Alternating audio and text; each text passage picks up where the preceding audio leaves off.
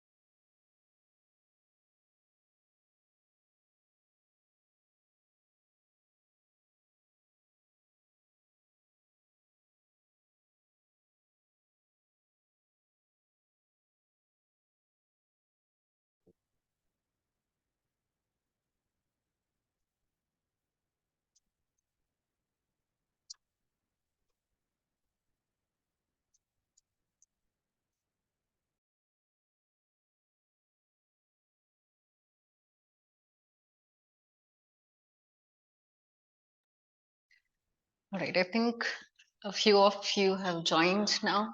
So, welcome everybody to the course Design, Technology, and Innovation, and more specifically to the first live session for the course.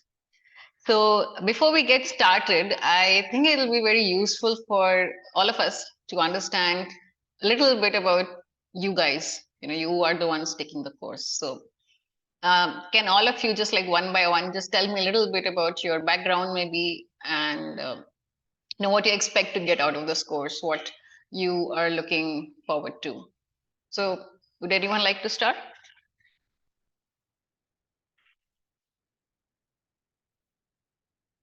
Should I do a random draw? It's just for me to understand, just for my understanding, that's all. To understand, like, what you guys are looking for, what you're expecting, so I can help you get there. That sort of a thing. All right. I want to start. Sure. So my name is. Should I switch on the camera? That's up to What? you. It's nice if you do, so I don't feel like I'm talking to a screen. But yeah, if you're not in a good place or something, it's fine. I guess it's all right. So hello, I'm Vishal Jain, and I am actually a working designer right now. And by study, I mean I've studied first automotive engineering, and then afterwards I've studied transportation design. So I've been trained in industrial or transportation design, you can say. Right now, from this course, what I'm looking for is to, sorry, No, I didn't say anything. all right. So from this course, what I am looking forward to is exactly to, first of all, to expand my knowledge base, of course, because knowledge is never less, according to me. So, and also to understand more how design and technology goes together in a better way, and how people are thinking, and just to also warm up my brain for, because I've been out of college for a while now, and it's actually kind of nice also to be in a lecture again. It's a nice experience also, that one, basically to get more knowledge out of this. and how design, technology, and innovation goes hand in hand. I was very interested and very curious about the stories shared here in the lectures, and it's pretty interesting what I have found so far. So it's just this much. Okay. Thank you, Vishal. Yeah. All right. Anybody else wants to go next? I can go next if it's okay. Sure. Please. Hi, this is Rashmi here. Hi, So Rashmi. I've done my civil engineering. I graduated in 2020 and I worked for 2 years, and now I have changed my domain from engineering to psychology. Now that puts me in a very interesting position, and I found this course extremely interesting when I was looking at. So, as a part of our curriculum, we are required to do a SWAYAM course every semester. So that's how I stumbled upon this course, and I found it very interesting because I believe designing and technology is one thing, but bringing it across to the masses is something that's extremely important. And I feel that requires an understanding of humanity as such, which generally people who are solely immersed in technology kind of we miss out on. So that's why I'm here. I'd like to learn more. I'm very interested. Thank you. Okay. Welcome to the course, Rashmi. Thank you. Anybody else wants to go next?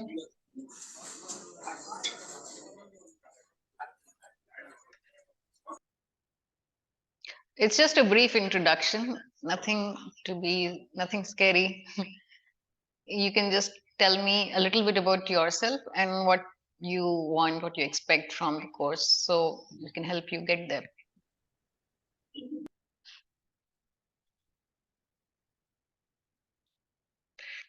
Okay, everybody else, are you there or are you only logged in? I've also been a student. I'm still very much a student, so I do understand how Zoom classes work. But this course is, especially the live sessions, the purpose of live sessions is for it to be interactive. So it will not be just me sitting and talking. The main idea is to get your ideas out, get your thoughts out, and also for you to be able to communicate your own, thoughts about design. So this is a very simple start where I'm just asking you to introduce yourself a little bit and tell me what you want, like what's your expectation from the course. Good evening, madam. Yes, please go ahead. My name is Shankara Dr. Mhm. I am a professor, assistant professor in the engineering college. I am teaching mechanical subjects.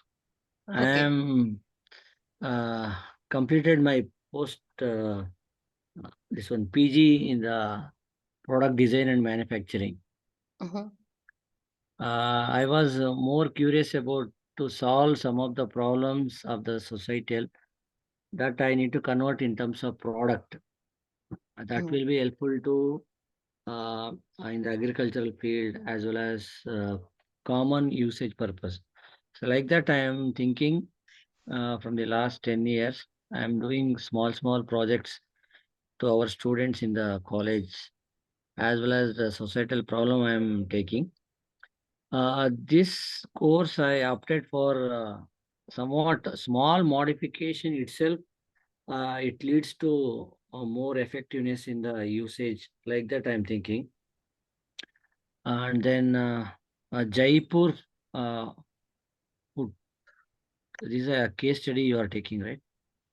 Yes, it's one of the case studies we have Uh, taken. Yep. because I took it 2 times for this course, I am not able to complete it. This time I taken third time. I need to complete this time.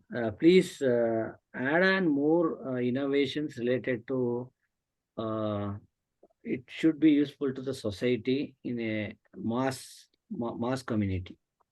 That is my small expectation.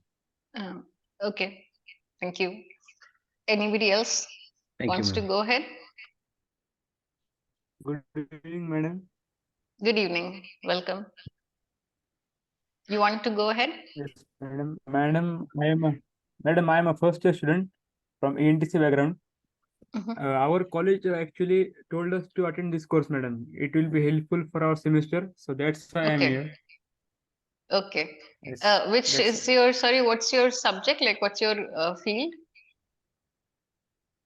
I am from engineering, BTech. Engineering in mechanical. Okay. Okay. Yes. Great. No, All right. madam. ENTC background. Electronic What is that? Communication. Oh, okay. Okay. Okay. All right. Okay. Electronics. That's great. Yes, I understood. Okay. Welcome to the course. There are many people who have Yes, thank you, not madam. spoken till now. You don't necessarily have to turn on your video. You can just speak up, because the live sessions, the main purpose of the live sessions is live interaction rather than just one person talking, because for that you already have the lecture videos, which you will be getting weekly. So in the live sessions, it's meant to be more interactive, because that is how you will learn some other parts of the course. So I think many people have not spoken up. Biswati, are you there? Yeah, can you Yeah, listen? could you introduce yourself, please? Yeah, yeah. So myself is Pradeep, and I have done BTech. I have done my graduation at in the year of 2011, and then I started working on means two engineering service based organization. So my main background is automotive and product design. It's in engineering design, not into aesthetics and all. So I want to learn more about uh, functionality and functionality of design of any of the uh, cases. Okay, great. Okay, thank you. Yeah, thanks. Anybody else wants to go ahead on your own? Think, has Costa spoken? Yeah, hello. Yeah, like Hi. Dishadeep, I am also a working professional actually. I have been a mechanical and engineering graduate. I have worked Okay. in services industry. So I have been a part of the product development service process itself, but it's typically the problem case or whatever requirements are typically provided to us, and we work through the implementation phase. So I found myself intrigued by the whole industrial design approach of things to assess and understand the users. So the initial part of the process is what I want to understand and learn more about. Okay. So All right. Okay. Thank you. Next, I'm just going in the order in it is showing me on the screen. I think there's one more person I left out in between. Pito Mudmu, that's what your screen name says. Good evening, ma'am. Good evening. I am a second year undergraduate student. I Okay. am pursuing my mechanical degree at Pondicherry Technological University. Mhm. I chose this course as a part of my curriculum. Okay. It felt a bit interesting, so I took up this course, ma'am. Okay. Welcome to the course. Thank you. Thank you, ma'am.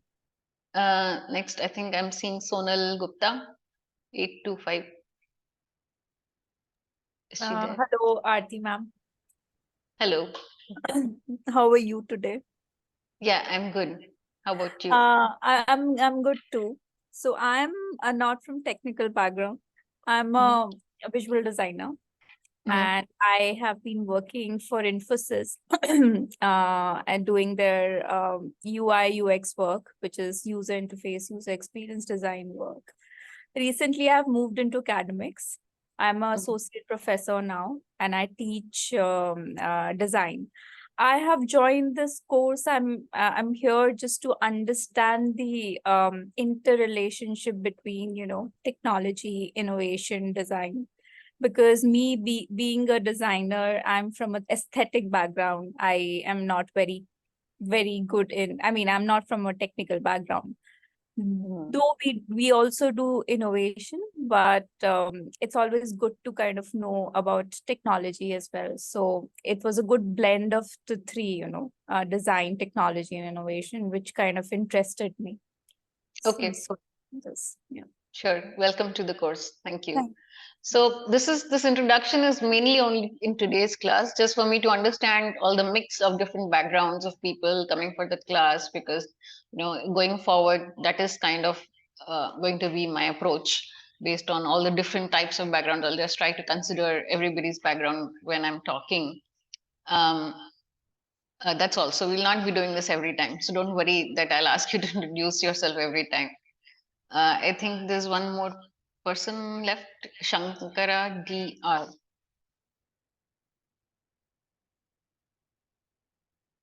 I don't know if he's there. Okay, I think he's not there in front of the system or something. All right, so we'll get started today. So today's portion is going to cover mainly all the content which is already there for week 1. So I think even week 2 content has been uploaded already. But as per the schedule, what we will be following, it will be week 1's content only today. So before I go ahead, an introduction about myself. My name is Arti Agarwal. I did my bachelor's B.Art from IIT Roorkee. Then I worked for 15 years. I taught design to undergrads mainly. Um, and then I decided to pursue a PhD. So as a part of my PhD requirements for PMRF, we are supposed to do knowledge transfer and value add to other people. And that is where I fit into this course, because this is sort of like related to my research area. So hopefully this is like one of my areas of knowledge and expertise. And this is a very interesting course by Professor Chakravarti from IIT Bombay. So I myself am not from IIT Bombay, I'm from IIT Kanpur. But we collaborate with other institutions as a part of this whole NPTEL exercise, along with PMRF scholars. So that's a little bit about me. If you want to ask something else, you're welcome to. So I'll be taking the live sessions for the rest of the run of this course in this particular semester. And the format I'll be following will be more or less what I had said in the beginning. I'll just repeat it again, that the purpose of these live interactions is to get your ideas on the table, to get your understandings on the table, and to fine tune it more and more to make it more useful for you. So because I can't discuss the assignments which you have already been given until the submission date is over, so I think you still have 1 week to go before the submission date is over. So for the today's and the next week session, I'll not be discussing the assignments who've already been given on the platform. So what I'll do is I'll bring my own practice problems for the session. And as a part of that exercise, we can discuss the answers, and we can also discuss questions related to the same subjects, which you guys might already be having. So apart from that, if during discussion or something, also if you have any questions, you can still ask me, or if there is some part which you're not very clear on, you can of course ask me, and if I don't know, I will find out and I will get back to you, because some parts are very technical and I'm not from a mechanical engineering background. I'm from an architecture background, but something, if it is not, if it's very technical, I can always figure it out and get back to you if I don't know it. So the second thing I wanted to mention is that in, at least in these live sessions, there is no right answer and wrong answer and right question and wrong question. So I just want to give you guys a free space to speak and discuss your ideas, because that's how it'll be most beneficial for you, because the lectures are already there, the recordings are already there by Professor Chakravarti, they're already very great. So you can learn a lot from videos, but the interaction part, since you don't have as a part of that lectures, we have the live sessions mainly for that purpose. It's supposed to be interactive. Okay, so before we get started, does anybody have questions which they wanted to ask first? I mean, I'll go to my questions, but before that, if you have any questions, you can either unmute yourselves and speak, or you can just type into the chat window.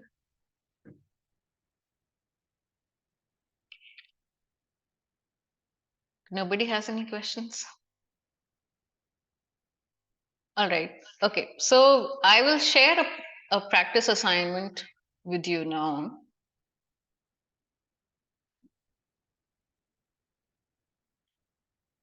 Right, so can you see my screen? Yes, it's visible. Yes. Okay.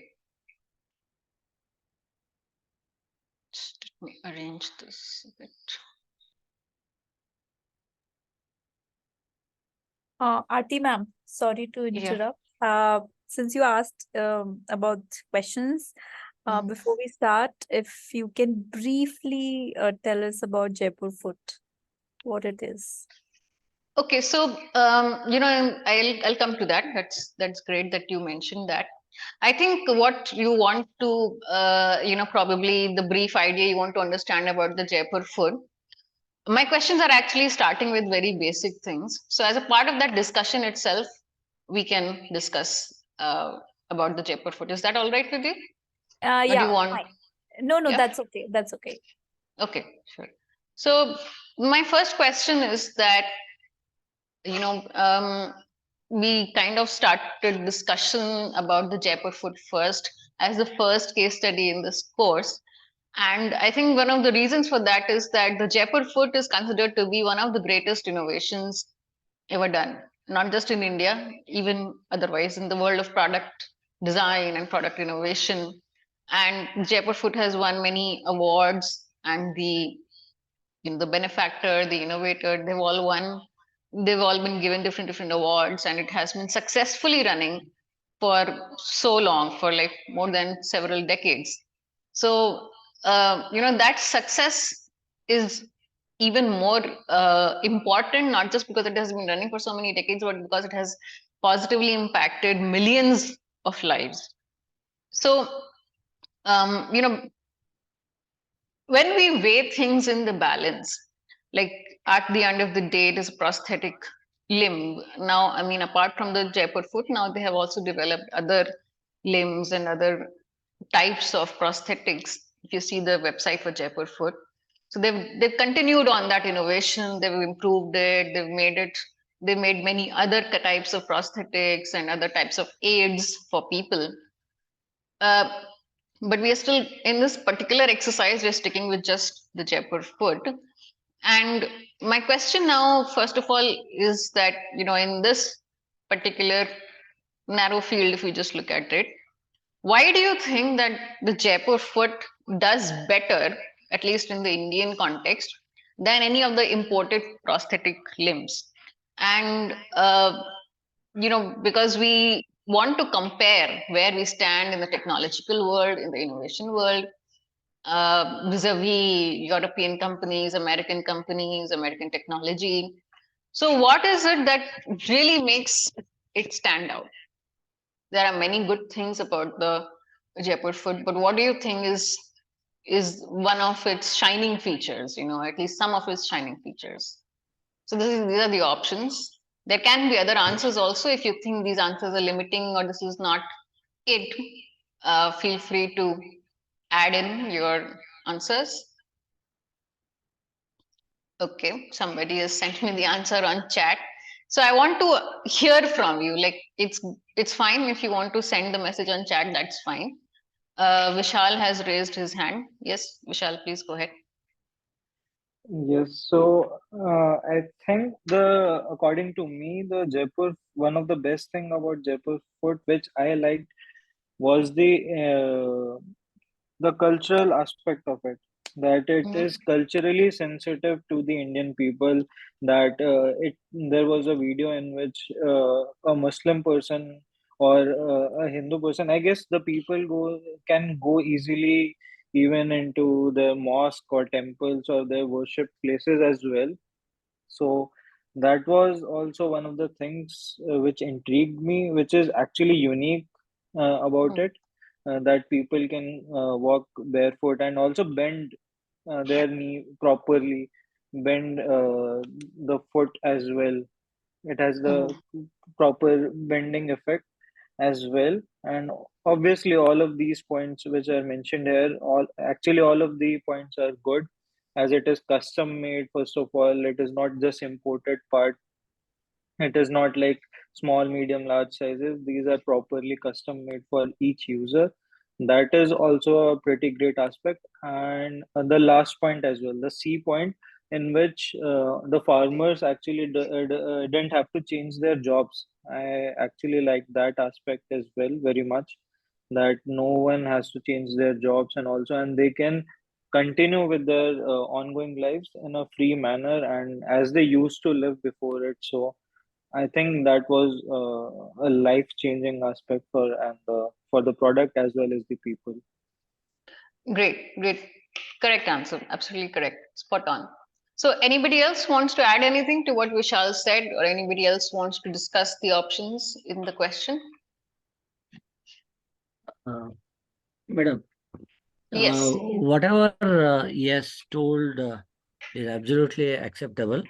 Then one more thing, no company has came forward to give free of cost. That is one more thing, because we need to consider all categories of people, because the affording is also the one of the uh, maximum factor. And then custom made is the one of the beautiful thing what they did it for entire India. Even from outside the country also they are coming for taking this Right. benefit. And then no competitor has came forward for to replace this product. Right. Correct. Absolutely. So, let me frame the question in a different way, just for us to understand the product and its uniqueness a little bit better. What on what accounts? Like, I think in the two videos we saw a few of the other prosthetic limbs developed outside India. So, in what aspects do you think that the Jaipur foot is not as well performing or is not as high tech as some of the other innovations? If I flip the question completely. So, in what aspects do you think it is not that advanced, or it is not that high tech, or not that comfortable, whatever? In what way? Does anybody want to venture an answer to that? It's discussed in the lectures also, but briefly. So, does anyone want to venture? It's not a very difficult question, actually.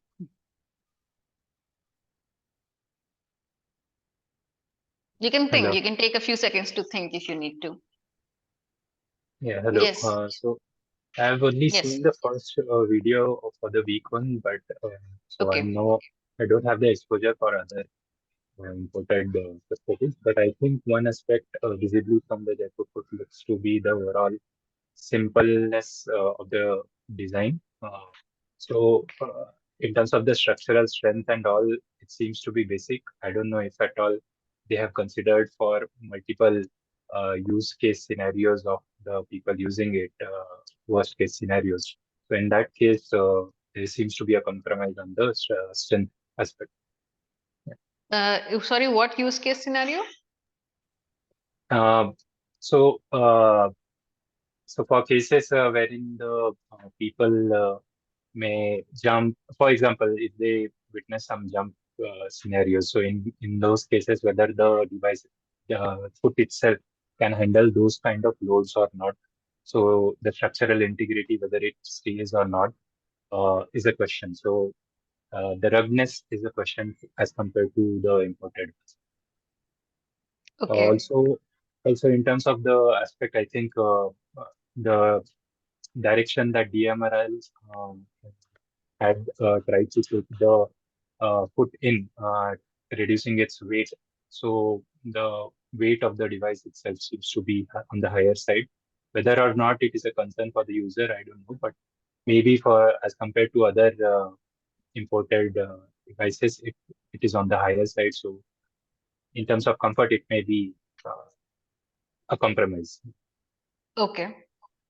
So, all right. I don't think that was one of the aspects discussed actually. But Mm, all right, that may be. I mean, we have lots of innovations outside, so maybe your question, I mean, your point may still stand. Anybody else? Also, Yeah. yes, hello, yes, also, I think that first of all, yes, what he said is correct in a way, that a lightweight thing, that DMRL tried to make it light foot. lightweight foot, but I guess the many users didn't complain about it as such because they were very happy, more than happy to even get a foot. And also, I think one of the aspects is that the recycling. Actually, it's using already that high-tech technology which this product Jaipur Foot is using is already in many industries, like for example in the tire industry and other industries as well. So they are using high-tech aspects which are already have been we have been seeing them for many years now already being used in the industry. They are tried and tested things, as you can say. On the other hand, for the imported foods, also in the case of APJ Abdul Kalam's idea, they wanted to use very, very high-tech materials, Let's stick which, to the point. I'll come to the APJ Abdul Kalam. I'm asking the all opposite right. question right now. Yeah, because otherwise you will not be able to keep the structure of the class. I'm trying to, emphasize on certain points here. So I'll come back to that point. All right. All right. So first, let's come to the very basic understandings of in what way the Jaipur foot is different from the imported or the Western, prosthetic innovations. So which is why I wanted to ask, what are the things which are better in those technologies? There's no harm in admitting that some products are actually better. We're not like an advertisement team for Jaipur foot, right? We're product designers. We have to look at things in a very unbiased, in a very agnostic way. So just from the pure point of view of user comfort and technology, what we discussed in what ways the Jaipur foot is better. Now let's flip the question entirely and see in what ways is the Western prosthetics better. Does anybody have anything to add to that? Okay, I don't think anybody else is adding. So if you've seen both the videos, you will see that in some of the Western prosthetics, they have improved the technology to the point where, they insert the part of a structure of the prosthetic inside the limb. So, it's like going and being inserted in place of the bone in your limb. And because of that, there is no question of, it fitting correctly or not fitting correctly, because now it's like a part of your body, right? So that way they have, made the whole thing even more comfortable or easy for the user. Right? That was one aspect. Let me just write it down.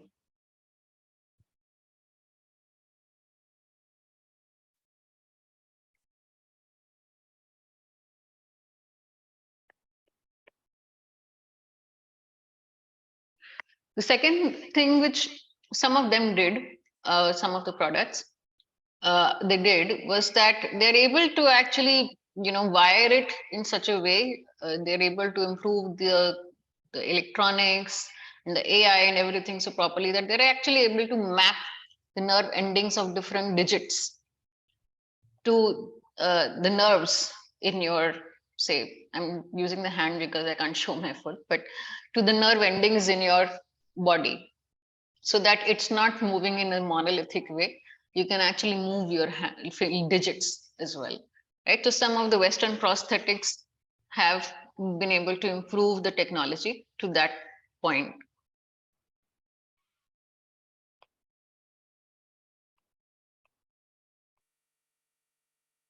Anybody else wants to add anything else to this? I think I've given you a few cues here now.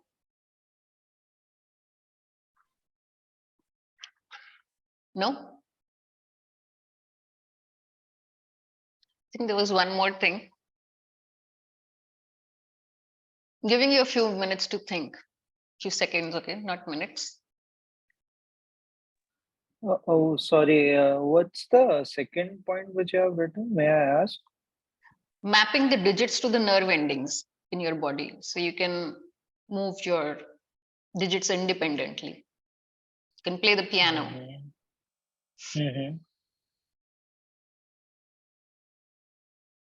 Okay, so there were a few other innovations. There was one more, and myself I'm forgetting right now. It was just there at the top of my head.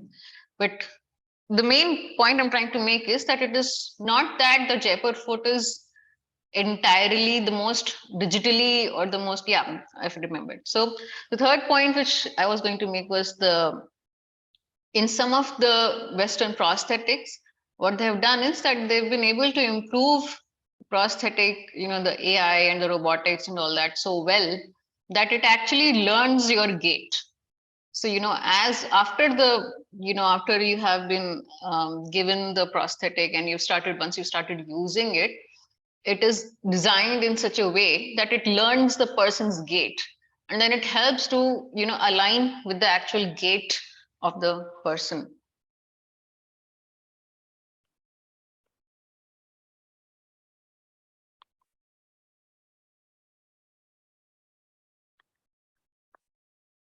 Right. So they have made a lot of great improvements using very advanced technology where they've been able to achieve all of this. Right now, we don't have all of this in the Jaipur foot. But what is the most interesting part in the Jaipur foot, that even though we don't have all of this, the users don't complain about it, right? And that is the point I was trying to make, that we have not reached the pinnacle of a technological innovation in the Jaipur foot. In one sense, in the sense of only a technological innovation, it's not reached the pinnacle of technological innovation by itself in these type of ways, like, we're not using AI or things like that. But the technological innovation is one of the best in the world because we're able to make it in one day. You see, the person doesn't have to go for a second time. The person walks in the morning at 8 a.m. or 9 a.m., sees the doctor, then they make the cast for the foot. They take the person's, measurements with the cast.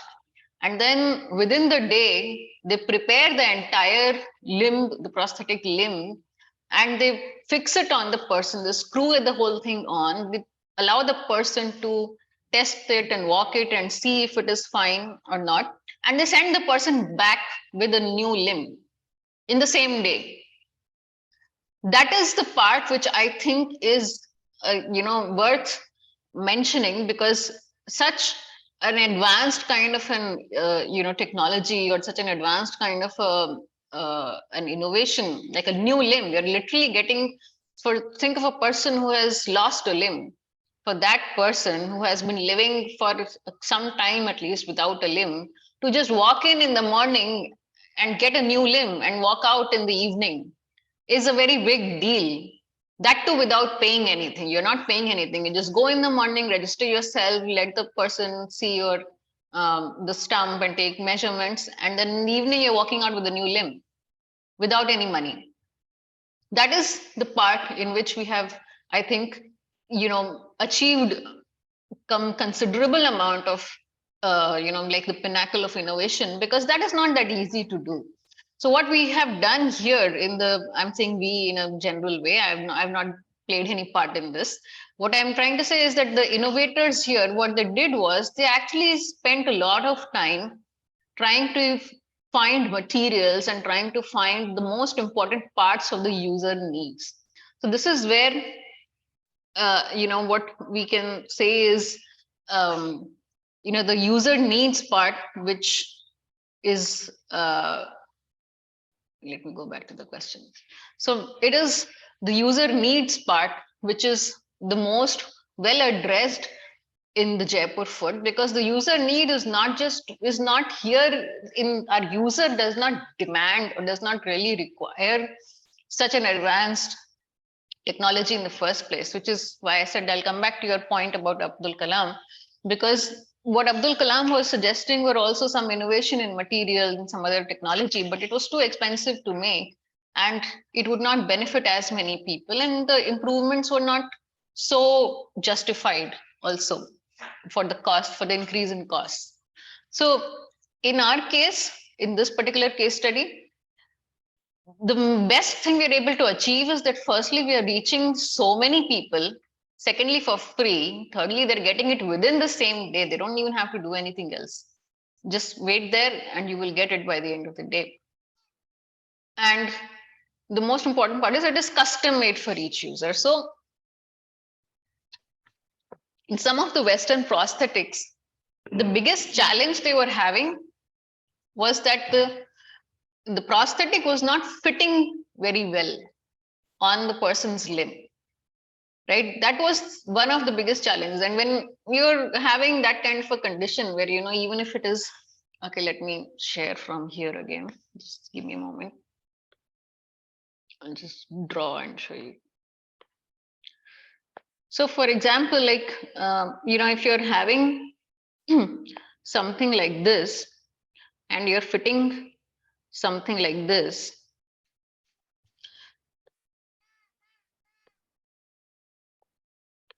then there is some room for, like, you know, there's wiggle room here. And if it is even if you assume this is say 0.5 centimeter also, even if it is 3 millimeter, right? It's not a whole lot. Visually, it will not look too much.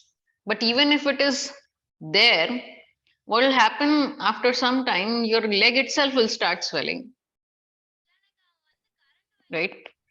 And when your leg starts swelling, it will, from being loose, it will actually start to develop sores because it will be rubbing against the joint over and over again, right?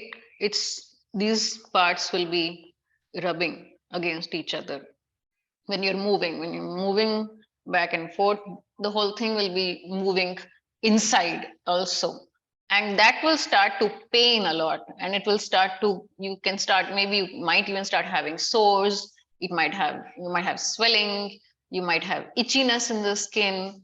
All sorts of things can happen because firstly, it is not even like, you know,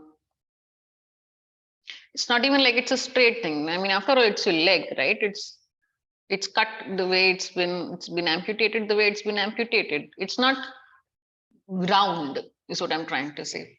So even if you make it perfectly, there is still this part, right, which is not a perfect circle or something like that. It is still going to rub against that pre-made cast, that pre-made limb thing which is there in the prosthetics, and that is very, very difficult for the user. So in our case, even though we are making it for free and we are giving it to millions of people and we are giving it in the single day, we have been able to achieve this part perfectly, right? This part is solved in our case by a simple way because they make a cast for each person, right? When the person goes, they take the measurements and they make the cast for that person alone. So there is nothing pre-made or pre-fixed about this part of the design. There are other parts of the design, like the bottom, the foot, and all that. Those they have, you know, tried to do it in a pre-made way so that they can do the whole process much faster. But everything else is done like, you know, made to fit kind of a thing. And this is the part in which Jaipur foot is actually amazing. I mean, of course, there are some other prosthetics which solve this problem differently, but most of them are like thousands and thousands of dollars. There's not even a comparison. The Jaipur food is like $30 to $50 manufacturing cost. And I mean, selling price is of course zero, but the manufacturing cost is also like $30 to $50, right? So this is the part I was trying to emphasize, that although there are of course many merits to the design, to the process, all of that, even though like there are many Western innovations which have actually you know, achieved much higher level of innovation, but the users are fewer and the use cases are relatively you know, lesser. Okay, let's come back to the question. Okay, so the second question, which is that, you know, we talk about the disability. So in this, if you see the video in which B.R. Mehta is talking in the lecture videos, there's a short video by him. So in this case, he mentions poverty as one of the disabilities. So how do you think they have solved this problem of the disability of poverty? And why are we calling it a disability in the first place? So slightly less on technology side and more on the humanity side question, but then design is a mix of both. So how have this solved the disability of poverty? And secondly, why are we calling it a disability in the first place? Does anybody want to answer?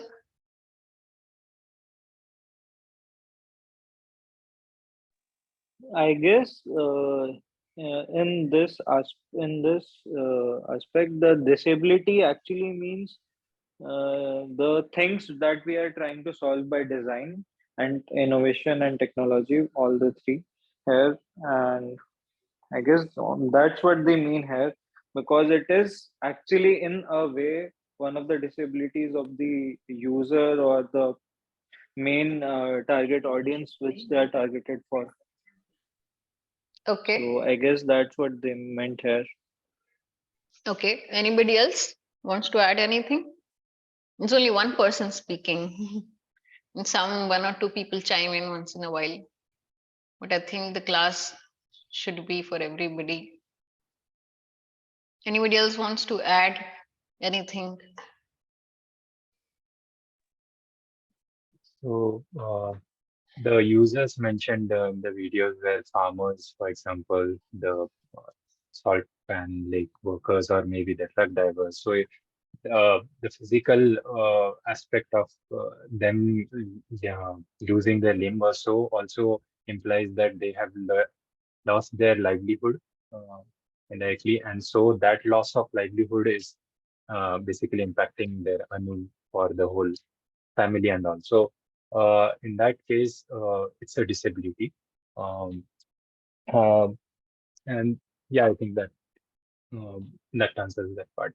But over for the question itself, yeah, it also is solving or attempting to solve it by addressing or giving them sources of livelihood or means that can be used to work towards livelihood. So rickshaws, sewing machines, and etc. Those are some aspects that attempt to solve those. Yes. Great.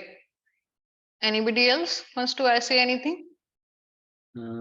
My part is 50-50 to address the disability, to give the one more life to lead their better life.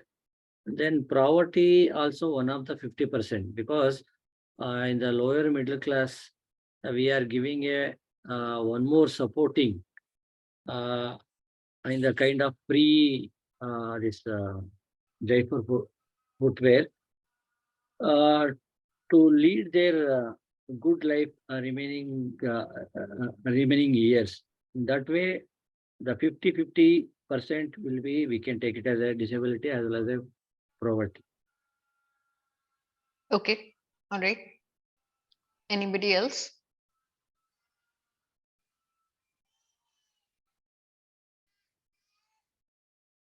Nobody else wants to add anything?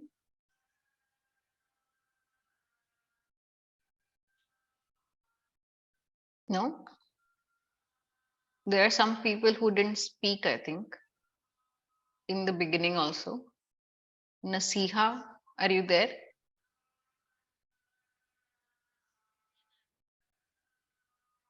Okay, I can't hear her. All right. So I just wanted to make sure that it's like the ideas are making sense to everybody. So why we call it as a disability is a good question, because somehow we don't see poverty as a part of a design brief, right? We may think that we have to make the product cost effective or the product more accessible and all that, but we somehow don't think of poverty in terms of a disability, right? We may think that we're making it for a certain section of the society. We may think that we are designing a product which is low in price, but we don't use the word disability normally. But in this case, in this particular case study, they've specifically used the word disability. And that's kind of why I wanted to focus on that. So disability, what is a disability? If say, suppose you don't have a disability, by the way, even in general terms, it doesn't have to be something which is only visible to eyes. Like it's not just a case of you not having a limb or you not having some, like your eyes or your ears not functioning properly. It's not limited to just that. even if you have some other, mental health condition, or if you have some other thing like a migraine or something like that, those are also actually considered as disabilities.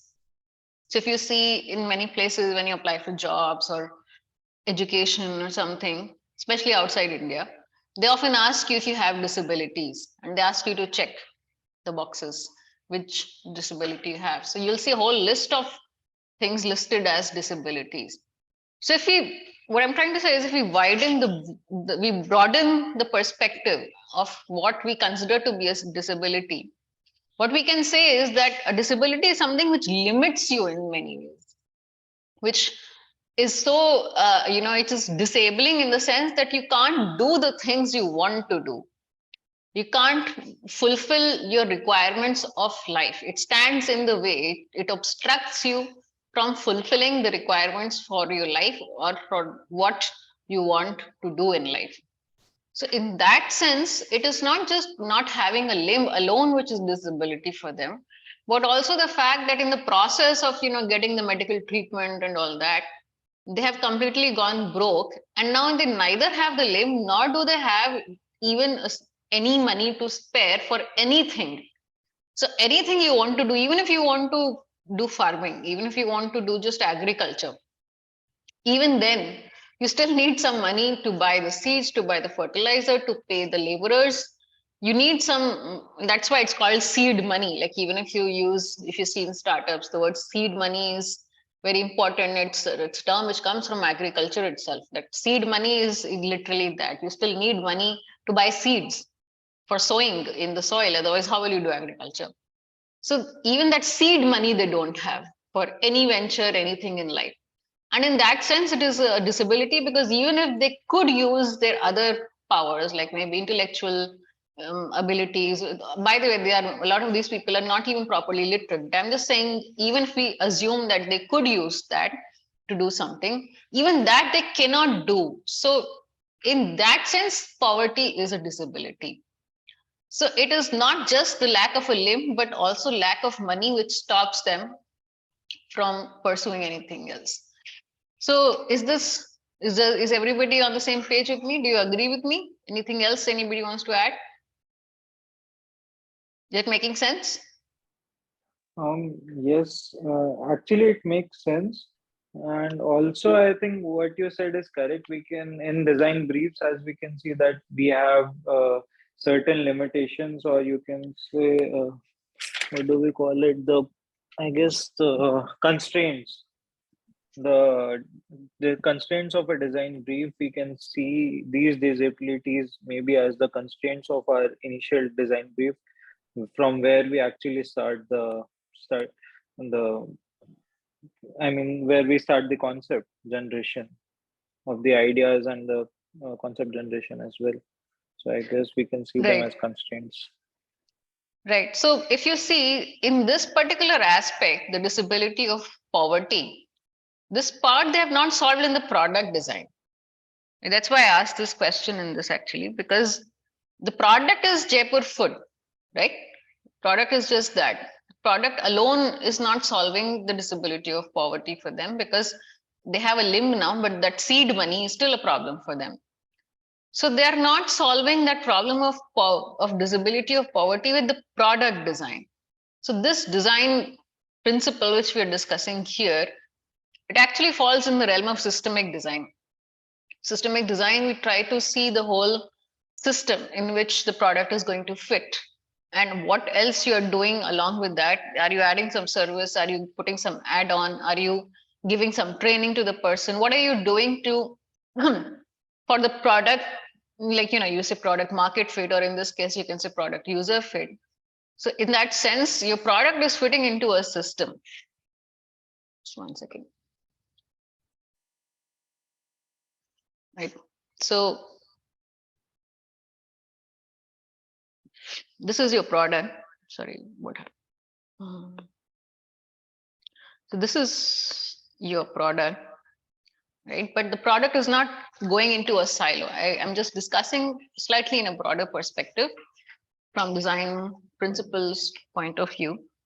This product is a part of a big system. which could be the person's lifestyle, the person's life, the person's constraints. You use the word constraints.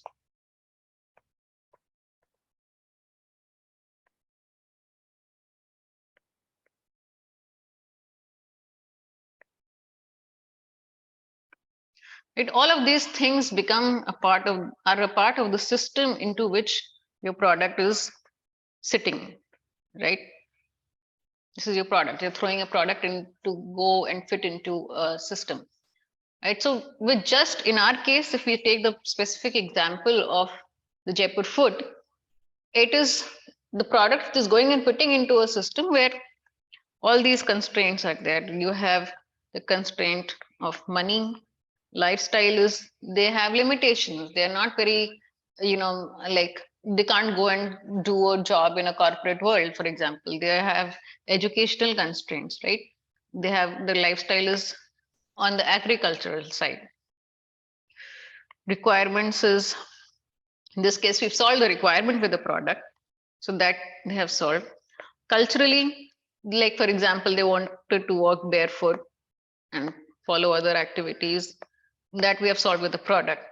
But these two constraints, these two requirements, lifestyle constraints, parts of a system, are not solved directly by the product, which is why they have added something more along with the product to the solution which they're offering. So their innovation is aimed at solving the problem, not simply product design, right? Am I making sense? So what we are doing is we're designing a product also as a part of a solution, but we are giving a complete solution, taking the user in mind, keeping the user and their requirements, their constraints, their culture, their lifestyle in mind. So in that sense, when we come back to the Jaipur food, we'll see that it is solving part of the problem, and the other part of the problem is solved by this thing where they give the Jaipur food for free. That is, of course, there. And we also give them ways to restart their lives, like rickshaws, sewing machines, all that. So, by the way, what is the correct answer in this? Can somebody tell me? Nobody told me what is the correct answer. You can type in, just type in a private message also if you want. Just nobody mentioned the correct answer. We only discussed the disability part. Okay, somebody has sent me an answer. Anybody else? I guess the B answer maybe. Okay, anybody Yes, else? the B one.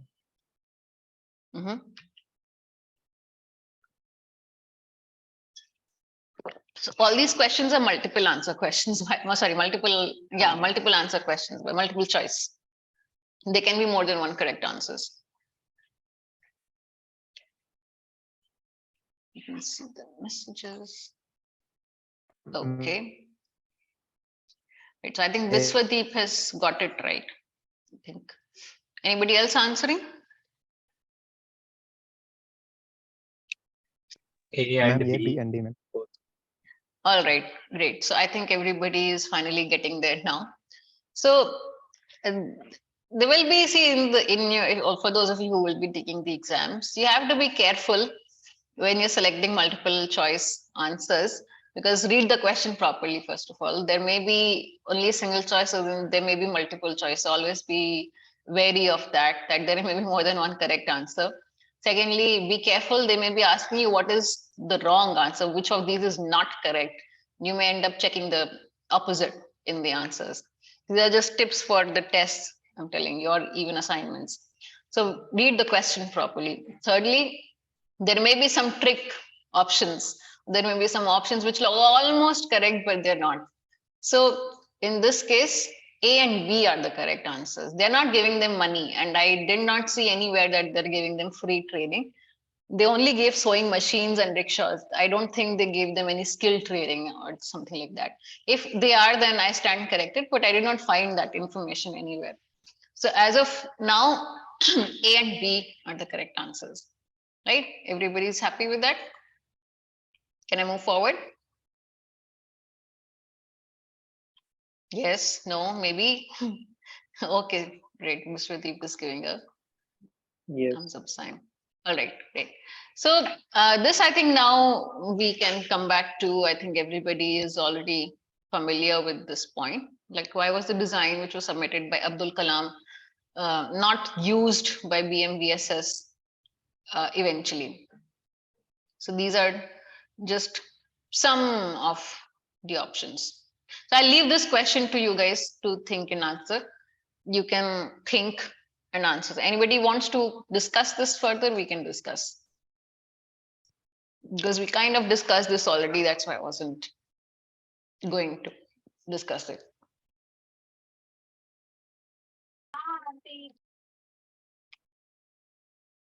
Yes, is anyone saying anything? The major concern is the material related to this footwear. Abdul Kalam sir has suggested. That is the main concern compared to the this one earlier material. Right. So the main constraint was with the material was because the manufacturing costs were getting increased, right? It was not only the material alone, like in some cases, in some ways, the material was actually like easier or better, but it was not, it did not have that much possibility for wider adoption. Yeah, material manufacturing as well as to cover the mass people compared to the Jaipur food fair. This is also one of the major constraints. So you covered the mass what? I didn't understand that part. Mass people within a time. That is one more constraint. Right. So you're talking about the manufacturing process, right? That's the point you're making? Yeah. Yeah, right. So by the way, so all these materials, the YouTube video for live session as well as the practice assignment, they will all be shared with all of you. I think maybe in a day or two. I don't know what's the schedule like. That part is not managed by me. That's the NPTEL team. But you will get these sample questions, practice questions also. And I'll upload the solution set as well in a separate file. So you can attempt these and then you can check against the solution afterwards. So even if we're not able to discuss, in case we're not able to discuss all the questions in the class, that's not something to worry about. We can discuss it in the next time or you can practice it on your own. So okay, I think this point also we have discussed, but so let's just go very quickly over the question number 4. Does anybody want to answer? You can answer in the chat box. What is the correct answer for this? Question number 4. What were the disabilities in the handicapped? This is not a very difficult question. Now we've discussed it at length. You can just type the answer in the chat box.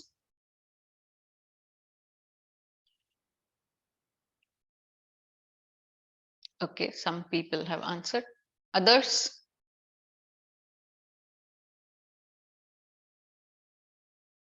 Others?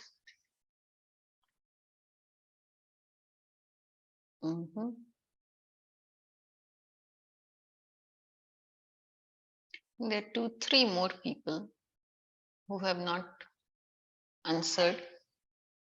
So this question, I'm hoping everybody can answer because this is where we start the discussion of the Jaipur Fort itself. It starts the kahani yahan se shuru hoti hai, like how we say it, right? That's where we start the discussion. So this question, I hope everybody will get right by now. So those few who have not typed in the answer, can you tell me where you are stuck? So I can explain it if you need explanation. Advait SS, are you there? He's muted, but I don't know if he's there. Sai Chandra. Okay, these people have logged in, but they're not replying. Pito Mudmu, you have not typed in your answer. So this is what the live sessions are going to be like. I will ask questions and I will do my best to help you understand the concepts and to explain it to you And then I will try to ensure that you actually are getting the answers right also, because that is kind of, I mean, at least my purpose, my intention is that you should not have to study a whole lot separately for the course. Like, you know, you go through the lectures properly and the study material given already in the course. We come and discuss things here, so that in the course of these live sessions itself, your preparation for your assignments and exam and everything is done. So you don't have to spend a whole lot of time breaking your head anywhere else. It's sort of like an exam prep kind of thing alone. Okay, Peter Murma has typed in, great. Anybody else who's left who has not answered? Okay, I think the people who are participating have at least answered. Others are not there. And if I scare them too much, they will log off. All right. Okay, so we will move on from here. I think everybody has the correct answer by now. So yeah, this is a very interesting part of the, you know, the discussion. So why do you think that Jaipur food should be considered as high tech, if at all, if you think it should be considered as high tech? Anybody wants to attempt this? Do you We're on want us question to number answer 5 in the now. chat or a discussion? I think first you can type in the chat, and then I'll see how people are answering, and then we can discuss it after everybody has typed in their answer. Because I think one person will answer and then others will not speak. So it's best, I think, if you guys type in your answers in chat first, then when everybody has answered, we can discuss it.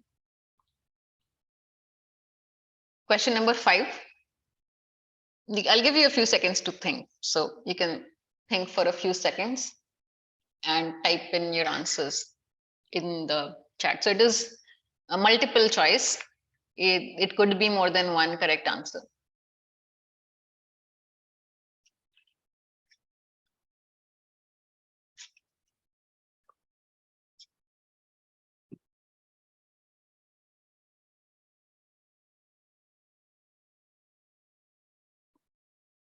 Okay. 2 people have answered. Others? You can think.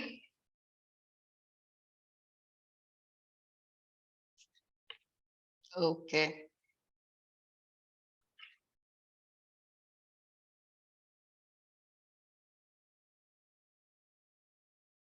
Okay.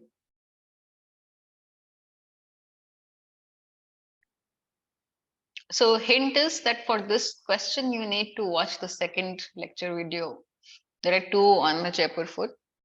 So he discusses this in the second video, just as a hint. Don't start watching now because you're already in the middle of a Zoom session. But if you want to go over this part more carefully, you can watch the second video after the session. Anybody else? I think I don't know who's left. Somebody new joined in. Pragya Parikh. Are you there?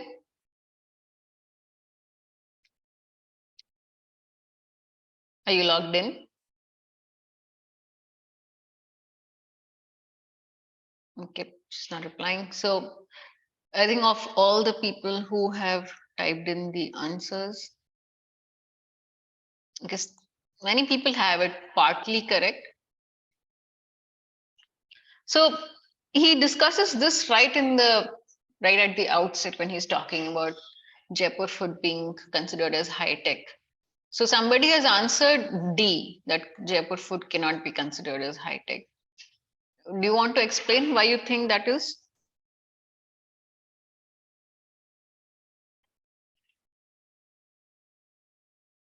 Let me see who answered that. Myself. Yeah, you want to share with us your thoughts on why you think it should not be considered as high tech. Because in terms of material we are talking about, is not a high tech, because the manufacturing point of view as well as and then easy fitting in all the way, it is, the concept is very simplifiedly they taken into the consideration, because there is no high-tech material, means they are not adding any AL, A&ML, other technology, and something else. It is not used. Very simplest material. They are using it to fit it for the persons. In that context, I am telling this answer. It may be wrong, I don't know. So, see, when we're talking about technology or high tech for that matter, it's not only AI and ML which something makes something as high tech or which should be considered as technology per se, right? So in the beginning, I think maybe your confusion is coming from the part in the beginning where I was discussing some other innovations outside India, where they use different types of technology in prosthetics. But even there, I was just discussing it for the sake of understanding in what other ways people have innovated in this field and how they have taken it forward, but also what are the limitations of that. So the limitations of the imported technologies or the imported prosthetics are not just in terms of cost, it is also in terms of satisfying the needs of users of India also, right? It was not what we can say South Asia or Indian subcontinent. So they were more customized for say very specific uses, whereas here we are looking at a very different use case. So I was not demeaning the Jaipur foot or something like that. I was just saying that we need to look at just widening the landscape of understanding what else is happening in this field. Now, coming back to your question of materials. So the materials are actually very high tech, what they have used. That is what he proceeds to explain in the beginning itself, in that video, where Professor Chakrabarty is saying that, you know, we have used some of the best materials from other industries, and these industries have spent years and decades innovating and perfecting these materials. So a lot of technology, a lot of research, a lot of all of that has gone into, you know, selecting these, into building these materials and selecting them. So if you read a little bit before, you know, okay, let me give you a link to read. Just give me a moment. There's a very interesting article on the Jaipur food, which I think you guys might like reading. Gives you a context of how they actually designed it. Okay. So this is an article which came out in the Time magazine, 97 or something like that, long time ago. And it's a very nice article because it tells you the journey of how this Jaipur foot was created, and you know, how this was designed by one orthopedic doctor and one, he was an artist actually. What was his name? S.R. Sharma or something? Chandrak. Yeah, he was more of an artist, sculptor. He was not like a technological innovator or something. But they started trying different materials, right? So they didn't, like, you know, just go and pick the rubber from here and the plastic from there or something like that. They actually tried many different materials before they finally agreed upon, and they found that these particular vulcanized rubber and, you know, thermoplastics, the materials they use, they, you know, they narrowed it down to that after a lot of experimentation, a lot of testing and user testing and all of that. So they are actually, you know, using materials of other industries, but just because they have not, like, you know, personally developed it does not mean it's not a high-tech material. That's what I'm trying to say.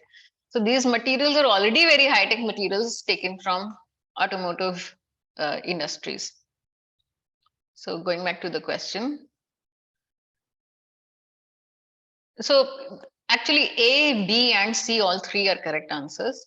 C kind of sort of reiterates point A, but point A is very specific in terms of materials, whereas C is we're using in more of a general term. So even though they're saying similar things, they're both actually correct. So this may be a bit confusing for you, but the answer is A, B and C. And B is, some people have not given B as the answer. They've said A and C. Some people have said B and C. So B is also correct, because if you see the way they have designed the screw, right? The shank fits into that screw, into that foot. This is, say, suppose my hand is the foot, and this is the shank which is coming on top, and there is a screw which is going on the side, the way they screw it together. So that screw is a very important part of the design. Hang on, let me just draw instead.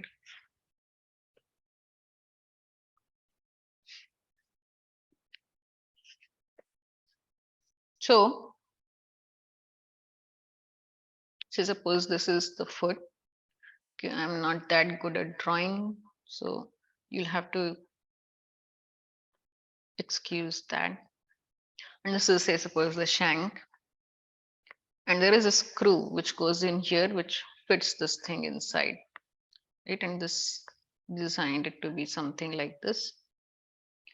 What he says is the tiffin box type of design. The screw goes in. So in the lecture videos, Professor Chakravarti is explaining that one time they went there and they found that somebody came there and their screws were all loose. So sort of like this connection was kind of loose for that person. And what that person did, he had driven in a whole lot of screws into it. So what do you think happened once he drove in screws himself into the shank and that foot connection? What do you think would happen? Anybody wants to guess?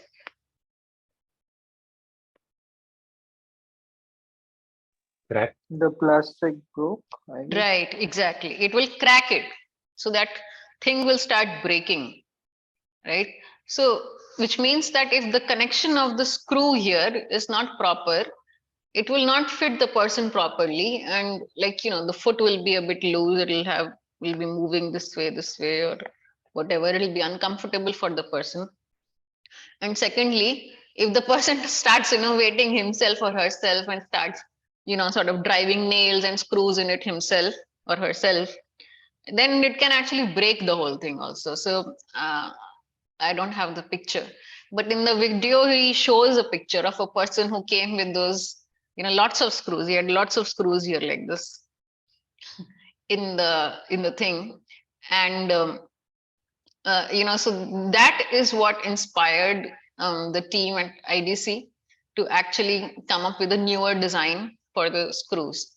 So what he was saying apart in that part where we're talking about high tech is that, say, suppose this is the wooden block, and the wooden block has some grains like this, right? You know, the grains in the wood, they move, the layers kind of move in a certain way. You understanding what I'm talking about when I say grains? Yes? You can just show a thumbs up or a yes or something. Or you can just say yes if I'm asking you yes or no. Do you understand the meaning of grains on the wood? Yes. Right? Okay. So just making sure, because not everybody uses the same vocabulary. So what he was saying is that if it is the other way around, if the grains are wrong, the screw will not fit in that properly inside. Right? So which is why the wooden block, when they pick it, and the screw when they select it, it is chosen in a very specific design, in a very specific way, the materials, so that the wooden grains are aligned with the direction in which we're trying to drive in the screw, so that the screw doesn't come out that easily and it goes in the direction of the grain. So and then of course he goes on to explain also how, you know, they improved upon the design. So for example, like here we had, there was an old design, and then what they have suggested it to make it a little bit like this. And this is the foot, for example, and this shank comes on top like this. So, you know, this is that male female kind of a design. It kind of fits into this, so they can standardize the wooden blocks a little bit and all that. This is the wooden block, for example, and then this is the screw. So they had suggested a design improvement of something like this, to just for that screw to be a better fit, and so that it doesn't get loose, it doesn't, start getting spoiled and all of that. So in that sense, even that screw, the direction of the rakes and all that, they actually took it to the mechanical engineers, and suppose this is how it is. So this direction of the rakes is also important. This angle.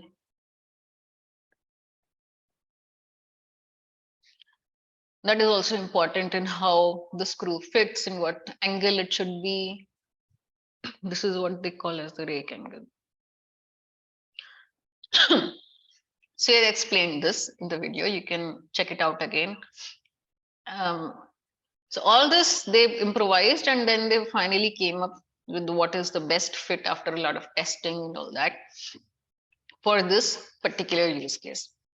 So in that sense, you can consider this to be a high-tech thing. He actually lists it as one of the reasons why the Jaipur foot can be considered as a high-tech design. So coming back to the question, is it clear to everyone why we are taking A, B, and C all three as correct? Anybody wants to ask anything?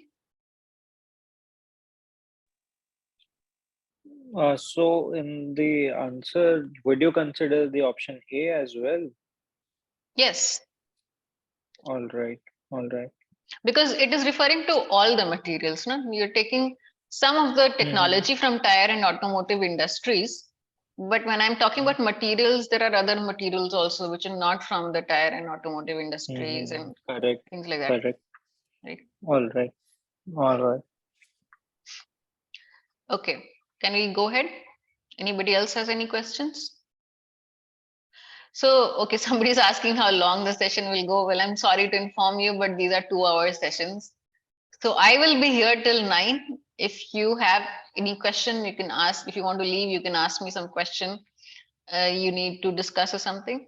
I mean, I'm not a fan of the 2-hour teaching slots either. I would rather they were 2 1-hour slots, but then that's just me.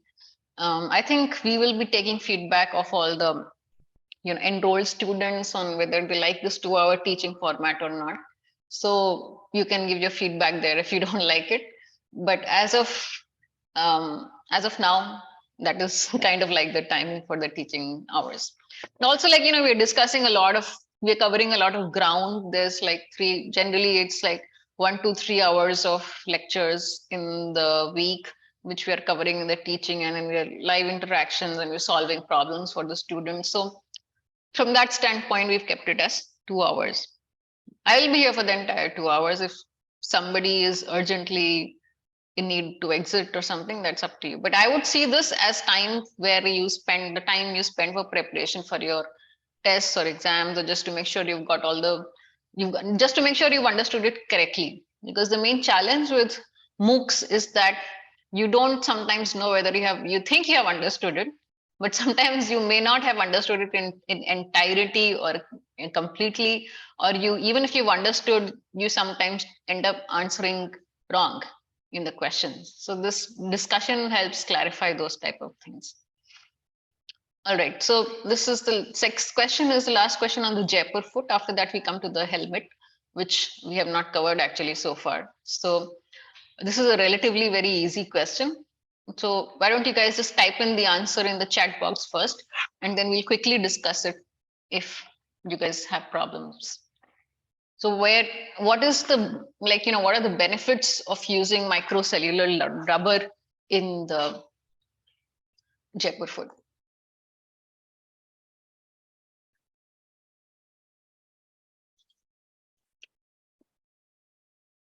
Anybody wants to answer this question? You can just type in the chat box first, and then I'll just wait for everybody to finish answering, and then I will discuss it if I think you guys have not understood it. Okay, somebody has answered. One person has answered so far. 1, 2, 3. Okay. Anybody else? I think 2, 3 people are still there. Okay. This should not take so long. Come on. It's a very straightforward question.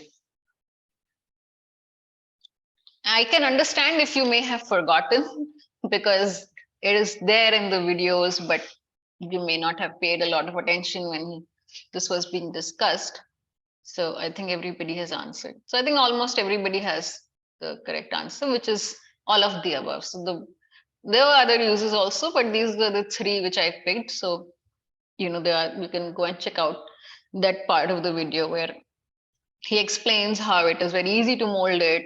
It has very long life and gives a lot of cushioning, shock absorption, all of that. So you can just say D, or you can say A, B, C, D, which is the same thing. So Rashmi said A, B, C, and D. So it's okay. It's the same thing. So all of the above is the correct answer. So any problems? Can I move forward from the Jaipur food to the next case study? Yes. All right. Cool.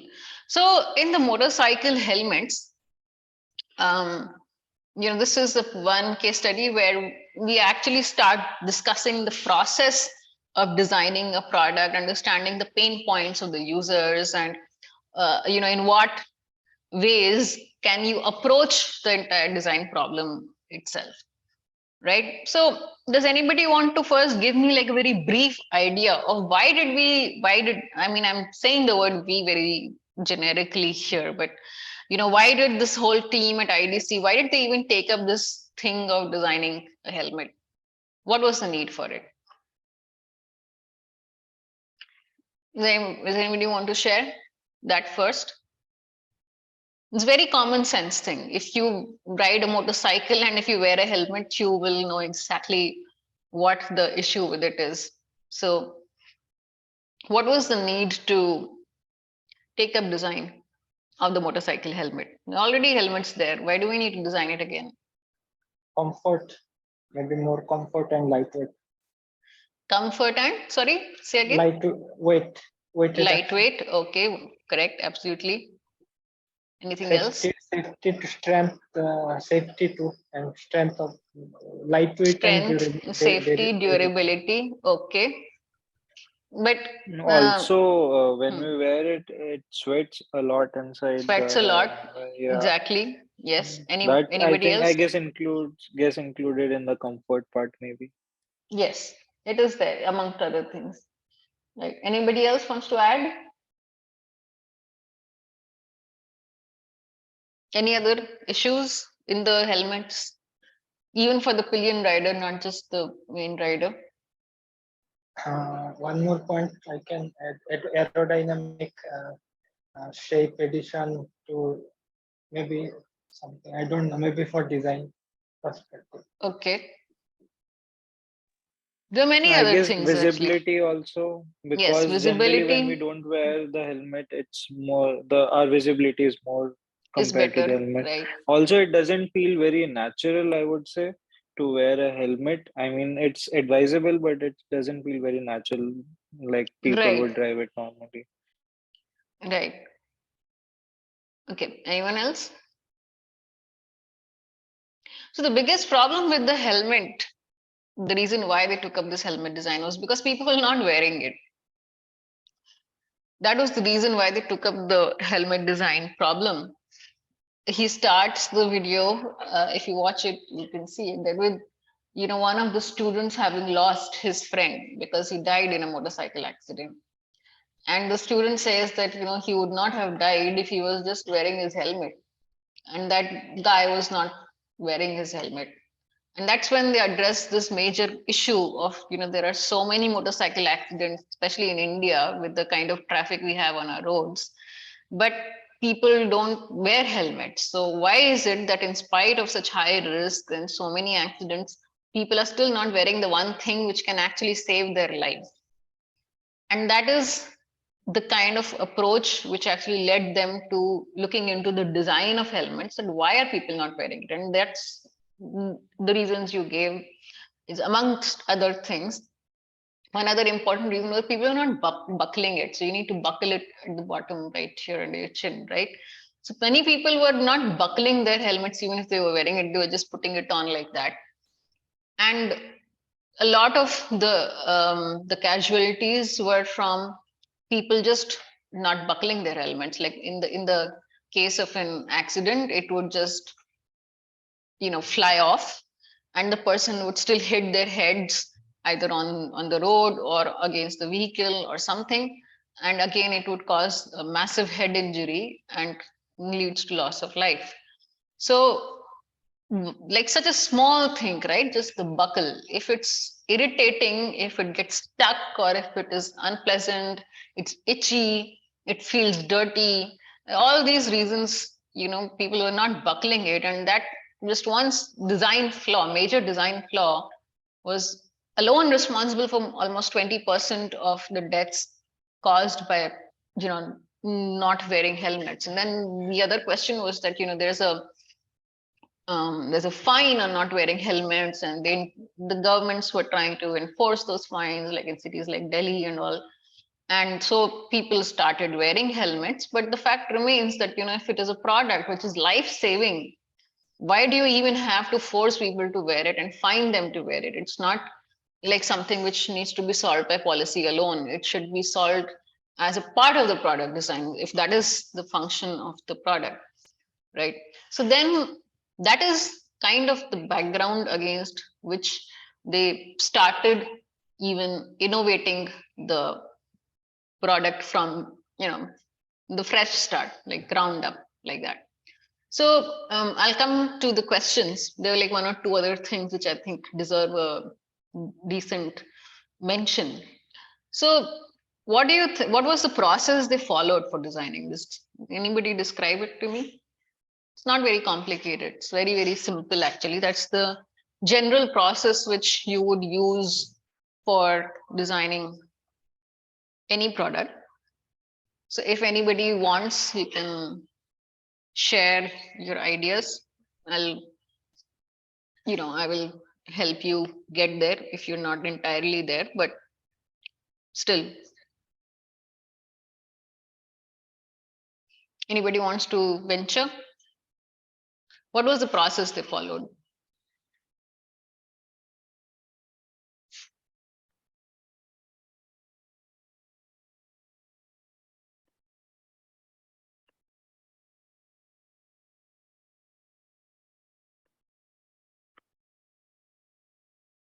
I haven't seen the video, but where users surveyed or asked questions about what the current designs flaws were, maybe to start with. Right, okay.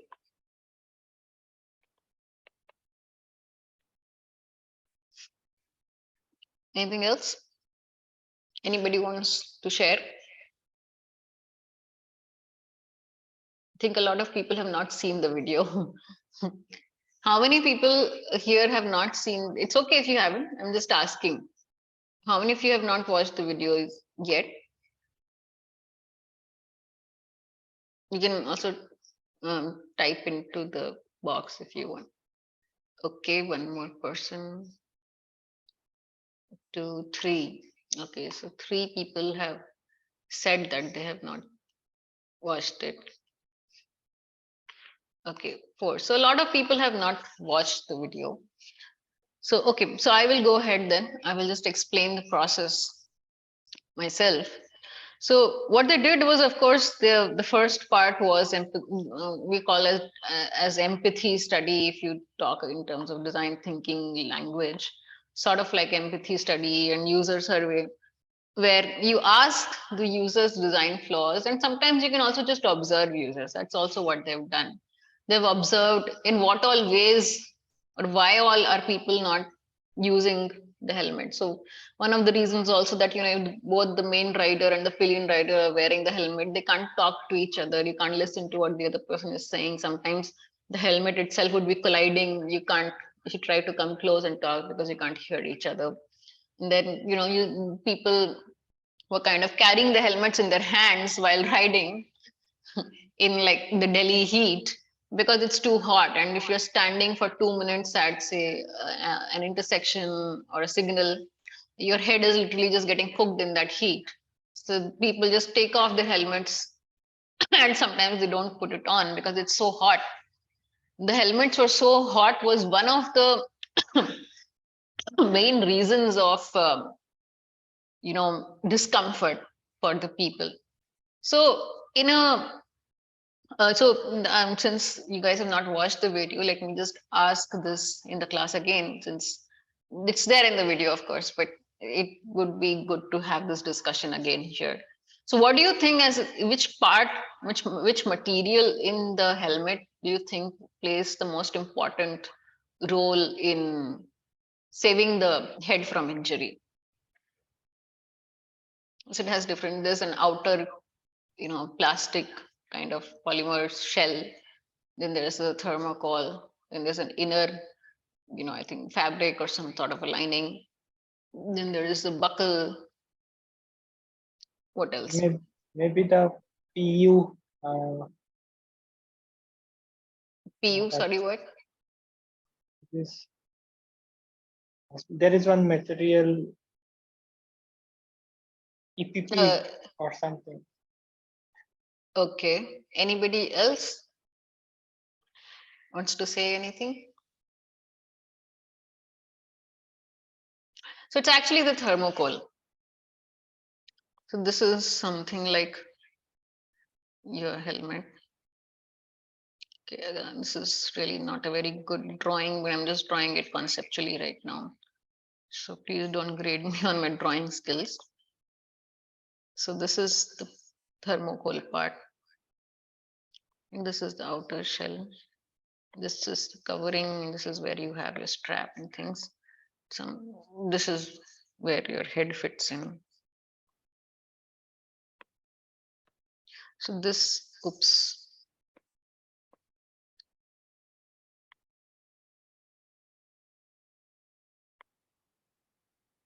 So this part, this thermocol part, it's roughly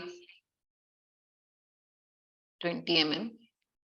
This is the part which actually absorbs the shock and saves the head from that lateral movement forward. And so the reason why the head injury is so fatal most of the times is because there is the brain inside. Now I really don't think I'm going to be able to draw the brain very well, but you know that the brain, there's a skull, and inside that is this fluid.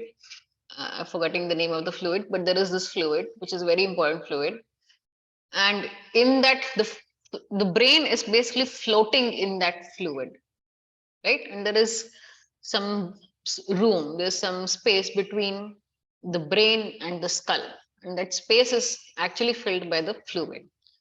So what happens in an accident, a motorcycle accident, is that when your head goes and rams against something, say a vehicle or the pavement or whatever, the brain inside actually goes and hits against the wall of the inside wall of the skull. So although from outside there may be no injury, or you may not be, there may be, or you may not be able to see significant injury, but there is a serious injury to the brain from inside. So the brain is going and hitting the wall of the skull, and that impact internally is what actually causes serious head injury and brain death. So that's what Professor Chakravarti calls, he says this in the video, that is when person is declared to be brain dead, because you can't see other injuries, but the brain is fatally injured.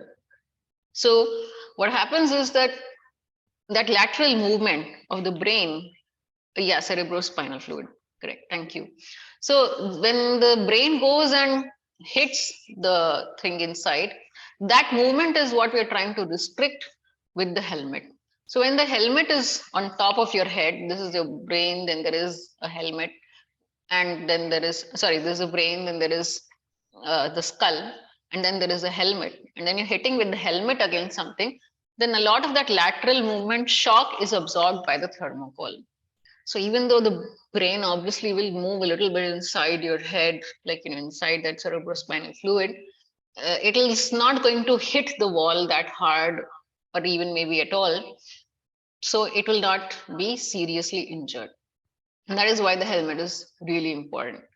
So I mean, this is an important point to understand, because without this, the discussion will be kind of incomplete. You will not be able to follow the entire process. So when we're talking about the design process, I was discussing the design process. So the first thing is, of course, asking the user the problems they face with the helmets, and also just observing. And a lot of the statistical data which we see, like how many number of motorcycle accidents alone, for example, how many motorcycle accidents are there in a year, for example, and how many of those are attributed to not wearing helmets. So you can say some statistical study. He's not like explicitly mentioned it as bullet points, but it's there in the video that they've done all this. Then what they do is they study helmets from other places.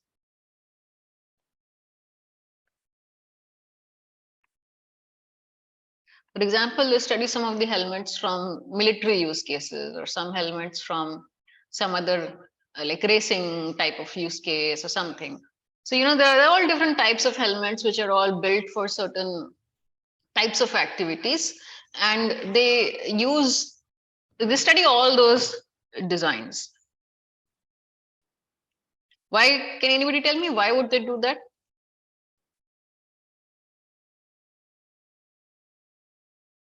Any idea? Why would they study helmets of other types?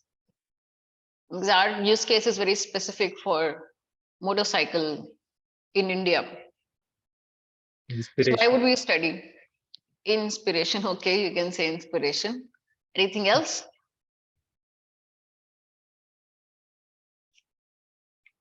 Benchmark. Benchmark in what way? In what sense? I think.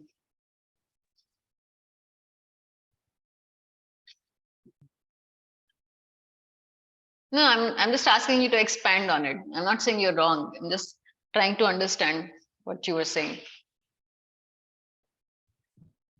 Ma'am, Maybe depending reverse on engineering kind of situation. copying, and maybe checking all other aspects. How? Okay. Right. All right. Okay. Somebody else was saying something. Ma'am, depending upon place and situation. Depending on place and situation. So what about it? Like for cycling, they use different kinds of helmets. Okay, so what you're saying is you see how they have tried to implement other requirements in the helmet design. Is that what you're saying? Yes, ma'am. Okay, yes, correct. I think, yeah, Vishal has his hand up. Yes, please go ahead. I think also to research that if some of the flaws, or there were some common design issues which were solved in other kinds of helmet, maybe. So maybe they can find solutions also in some other types of helmets from other fields. Maybe that's why they started. Right, absolutely. So I think all of your answers are absolutely correct, actually. So what he says is, and you can also think if you've gone through that product of design, what he says is like, you're designing for a certain type of user, and it's not that the same design will fit every user. But what we do is we study different types of helmets, because we see the types of materials they have used. We see the type of technologies they have used to address specific problems in those cases. Now, we may not be using it as is in our design, but we'll get some ideas and some sort of, like a push for thinking, in the sense ki how can you go ahead? What are the ways in which people have solved the problem? And you can take some ideas from there. You can see some innovative use of materials there. You can see some method of problem solving there. So even though we are not sort of, our specific product is different from other products, but it's still always recommended to do a study of all parallel products. What I think he's used that word, so I'll just add that word in here. Oops, did I do? Okay, am I still connected? Can you guys hear me? Yes. Okay, Yes. I think I lost connection on the other screen where I was writing. So let me just go back to my screen. Yes, I have lost connection on the screen where I was doodling. So yeah, my whiteboard is gone, but I think I can still explain here itself. So yeah, like, okay, I will write it down by hand and I will send it to you. Yeah, I'll just share it as a handout later. But mainly what they were doing was they were like, studying the parallel products. And after that, what they did, any ideas? Has anyone watched the video actually? I think almost nobody has watched the video, right? It's okay. So let's have this particular live session be as an inspiration, motivating factor for you to watch the video. I think there's one video in week 1 and the second video is in the week 2 content. So yeah. So main thing was that then the process of brainstorming starts, where you just get ideas after ideas after ideas, and each idea can solve one or multiple problems. So we made a whole list of issues. We designed, like, I think in that sketch, I also missed one important part where we talk to the user and we get their problems, understand the problems, and we create a design brief.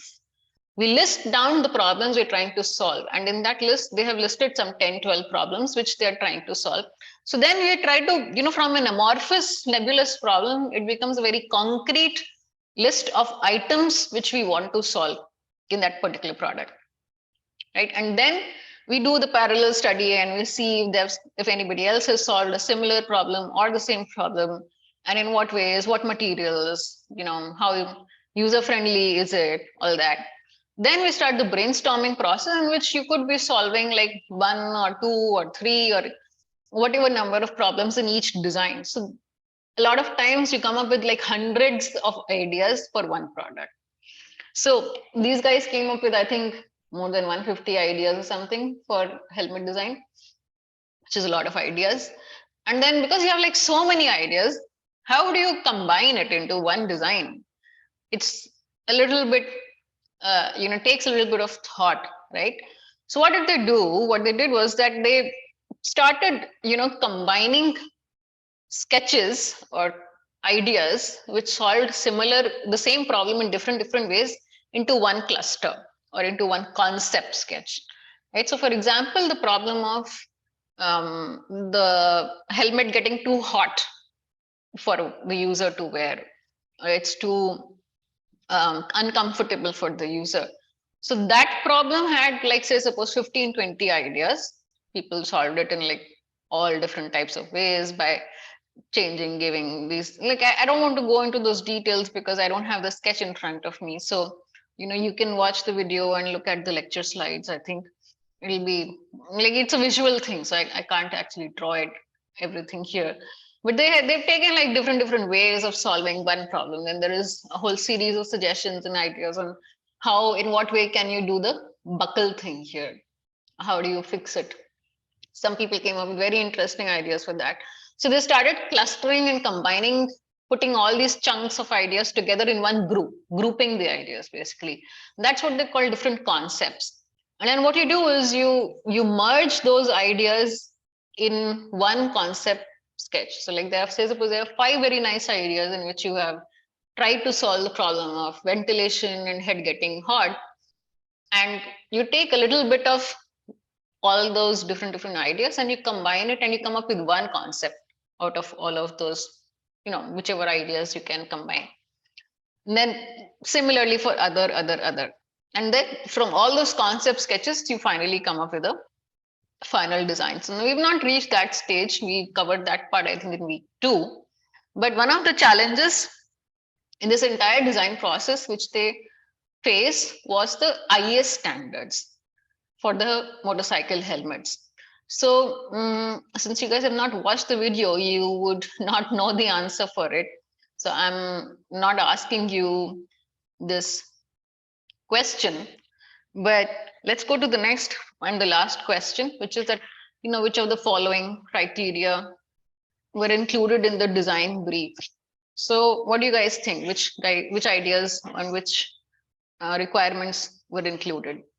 This is just something, we can just discuss. It's not a very complicated question. Question 7, you can attempt to answer after you watch the video. Question 8, for now, we can discuss. So what do you guys think? You can just type in your answers in the chat for now, and then we can just discuss it.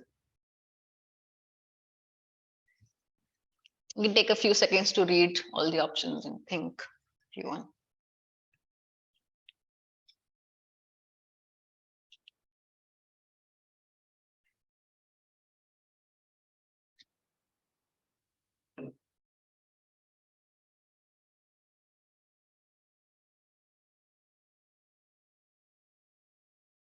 Okay, 1, 2. I think how many people have answered? 1, 2, 4, 5. Okay.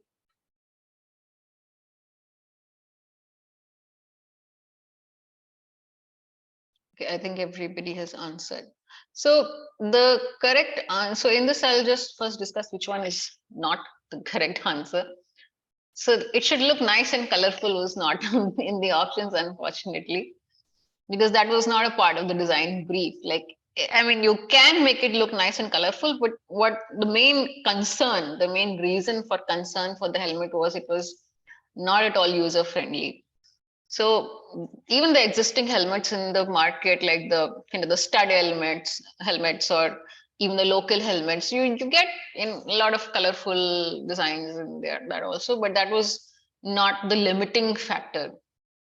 That was not the biggest issue with those helmets. The issue was the functionality part. So this A option was not there, and F option is not there also because we are defining a specific use case. Like, for example, the helmet we designed for India here may not work that perfectly outside India. This is one of the things he discusses, that it is not that so like what he says in the video is that it's not that it will be one size fits all. Basically, we can have different options or different types or modifications of the product, which work well for different types of people. So it is not that you can make only one helmet and that should work well for everyone. That is not what we're trying to do. What we're trying to do is we are trying to come up with different modifications, different options, different possibilities for customization, which work well for all different types of people. Like he gives the examples of spectacles. So even if you're wearing spectacles, right? Everybody wears all different types of spectacles, different colors, different materials, different styles, different shapes. Even for the power part, like the lenses are different. Everybody likes different types of lenses. Some people don't like plastic, some people do. So that customizability is important when you want a solution for a large number of people. So I think maybe I should have worded it a little bit better, F option. So what we want is a product which is customizable enough for a lot of people, but what we're not looking for is a one size fits all kind of a solution, right? Does that make sense? Yes, no, maybe. Yes, okay. Great. So I think question 7, I will leave you to it because it's a slightly, either you know it or you don't know it. So he will discuss that in the, he discusses that in the lecture videos. So I think, we can close the session in a few minutes. Do you guys have any other questions you want to ask me, or anything else you want to bring up, which you want me to discuss in the future classes? Anything else?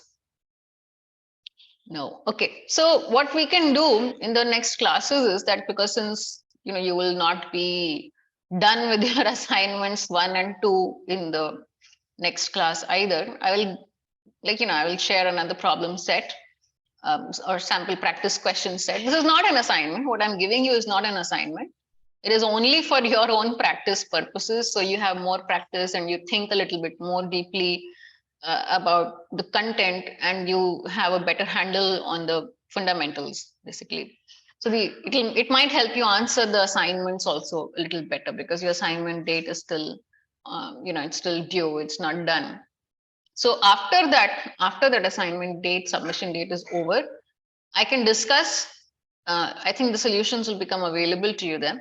So once that thing is, the submission date is done for any assignment, we'll spend some time discussing that in the next class. So this coming week, we'll most probably not be able to discuss anything because the due date is still away. But once that due date is passed, I'll spend some time discussing the problem sets for which the submission date is over. And then we can go ahead and discuss other practice problems and concepts for that particular week's content. So is that good? Anything else anybody wants to share? Say anything? No. Okay, so this video, what I have recorded, will be uploaded on YouTube also. So if you want to go back and check something, you can always do that. But I would still encourage all of you to please join the live sessions so that you can, you can interact and ask me and clarify, check whether you're answering correctly or not. So there's absolutely no fear in the class for answering wrongly, because this is just a learning process. It's not about being right or being wrong. So I think I'm going to end the class here then, if nobody else has anything else to say. It was a great first session, and I hope to see all of you again soon. Okay, bye-bye. Good evening. Thank you. Bye-bye. Okay, thank you. Good evening.